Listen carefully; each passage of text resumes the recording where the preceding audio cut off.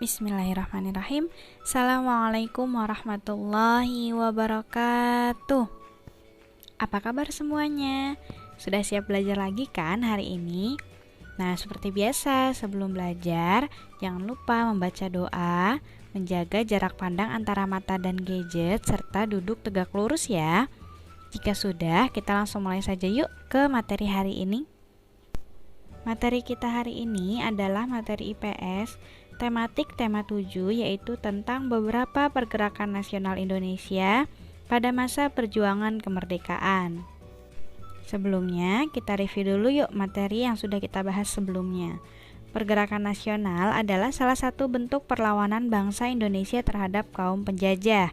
Akan tetapi, perlawanan ini tidak menggunakan senjata, melainkan di bidang sosial, budaya, ekonomi, dan politik. Dengan dilandasi dengan adanya beberapa faktor, pergerakan nasional ini dapat dibagi menjadi beberapa pembagian waktu atau lini masa, antara lain sebagai berikut, yaitu masa pembentukan pada tahun 1908 sampai 1920, kemudian masa radikal atau non-koperasi pada tahun 1920 sampai 1930, lalu masa krisis pergerakan pada tahun 1930 sampai 1935, kemudian masa moderat atau koperasi pada tahun 1935 sampai 1942, masa penjajahan Jepang tahun 1942 sampai 1945, dan masa proklamasi Indonesia yaitu pada tanggal 17 Agustus 1945.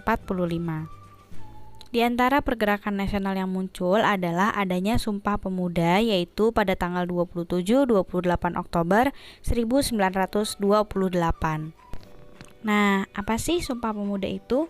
Sumpah Pemuda merupakan sebuah sumpah atau janji yang diikrarkan oleh utusan organisasi-organisasi kepemudaan. Sumpah tersebut diikrarkan dengan tujuan untuk membangkitkan jiwa dan sikap nasionalisme pemuda-pemuda Indonesia dan seluruh rakyat Indonesia untuk melawan, mengusir, dan menentang para penjajah. Sejarah dan latar belakang Sumpah Pemuda. Mulanya, Belanda menjajah Indonesia tanpa memperhatikan keadaan penduduk dan menindas demi mendapatkan keuntungan. Hingga kemudian seorang warga Belanda bernama Van Deventer membuat tulisan yang mengkritik perlakuan tersebut dan mengemukakan politik etis atau politik balas budi rakyat Belanda kepada Indonesia. Van Deventer berpendapat bahwa kemakmuran Belanda diperoleh dari kerja keras rakyat Indonesia, dan sebagai bangsa yang bermoral, Belanda seharusnya melakukan balas budi pada Indonesia. 3 bidang yang diusulkan Van Deventer untuk diperbaiki adalah sistem irigasi, transmigrasi, dan edukasi. Walaupun pada pelaksanaannya tidak berjalan lurus sebagaimana rencana, tapi perbaikan di bidang edukasi telah membawa manfaat besar bagi rakyat Indonesia. Mereka disekolahkan secara gratis oleh Belanda, meski tujuan sebenarnya adalah untuk mendapatkan pekerja berpendidikan pada jabatan rendah tanpa harus digaji tinggi. Beruntungnya, rakyat yang mendapat pendidikan ini memanfaatkan keadaan dan membentuk organisasi yang bergerak demi kepentingan Indonesia. Organisasi ini sadar bahwa persatuan dan kesatuan bangsa harus dimiliki agar Indonesia dapat melawan penjajahan bangsa manapun termasuk Belanda, sehingga Indonesia dapat meraih kemerdekaannya. Adapun beberapa organisasi pergerakan yang terbentuk adalah Serikat Dagang Islam, Indische Partij, Partai Nasional Indonesia, Indonesia Study Club yang merupakan kelompok belajar, Al-Khamenei Study Club yang juga kelompok belajar, kemudian ada Perhimpunan Indonesia dan juga Islami Tembon. Organisasi yang mulainya dibentuk hanya bersifat kedaerahan, akhirnya berkumpul dan membentuk pergerakan kepemudaan nasional. Langkah awal pergerakan tersebut adalah dengan menyelenggarakan Kongres Pemuda I. Kongres Pemuda I diselenggarakan dengan tujuan untuk menanamkan semangat kerjasama antar perkumpulan pemuda Indonesia untuk menjadi dasar persatuan dalam makna yang lebih luas. Sayangnya, usulan tersebut tidak berhasil karena anggotanya masih memiliki sifat kedaerahan yang kuat. Akhirnya, beberapa organisasi pemuda melakukan perkumpulan kembali di Jakarta dan dibentuklah JONG Indonesia yang bertujuan untuk menanamkan dan mewujudkan cita-cita persatuan Indonesia.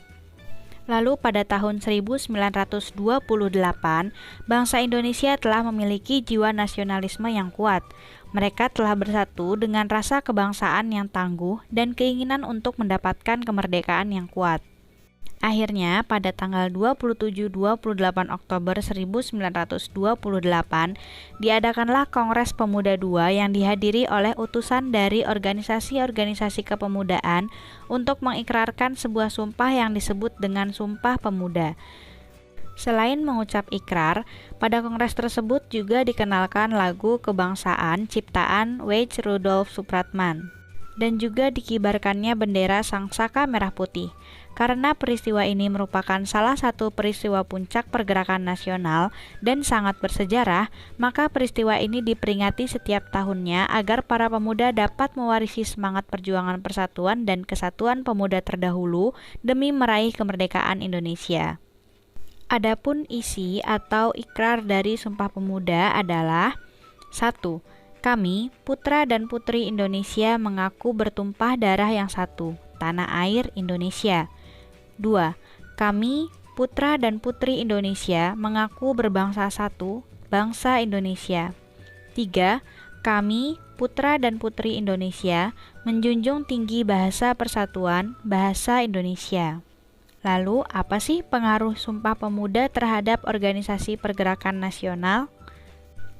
Setelah pengikraran Sumpah Pemuda, semua organisasi politik yang muncul menggunakan kata Indonesia pada namanya. Contohnya, Partai Indonesia atau Partindo tahun 1931, Persatuan Bangsa Indonesia atau PBI tahun 1931, Partai Indonesia Raya atau Parindra pada tahun 1935, dan lain-lain. Bahkan, Partai Sarekat Islam yang didirikan tahun 1929 ikut berubah nama menjadi Partai Sarekat Islam Indonesia. Hal tersebut menunjukkan bahwa rakyat Indonesia mulai berani untuk menunjukkan corak kebangsaannya. Sejak terselenggaranya Kongres Pemuda II, organisasi-organisasi pemuda kedaerahan mulai berproses untuk menyatukan tekad dan semangat kebangsaannya. Mereka akhirnya menyatu dalam sebuah wadah organisasi baru pada tanggal 31 Desember 1930 yang bernama Indonesia Muda. Organisasi ini merupakan gabungan dari organisasi-organisasi pemuda yang dahulu ikut mencetuskan adanya Sumpah Pemuda. Organisasi Indonesia Muda bertujuan untuk mempererat tali persatuan antara segenap pemuda Indonesia yang berbahasa, berbangsa, dan bertanah air satu, yaitu Indonesia. Selain Sumpah Pemuda, ada juga Kongres Perempuan Indonesia. Ini merupakan salah satu gerakan kaum perempuan pada tahun 1928 sampai 1941 untuk membantu memperjuangkan kemerdekaan Indonesia, sekaligus untuk memperjuangkan juga hak-hak perempuan dari diskriminasi. Sebenarnya, perempuan juga memiliki peran penting dalam perjuangan kemerdekaan serta masa awal pembangunan negara Indonesia. Namun, hanya sedikit referensi yang menulis tentang sejarah maupun peringatan peristiwa yang dilakukan oleh perempuan Indonesia. Karena dalam banyak peristiwa, perempuan tidak dalam posisi pembuat keputusan atau berada dalam posisi yang menentukan dalam lingkup sejarah nasional.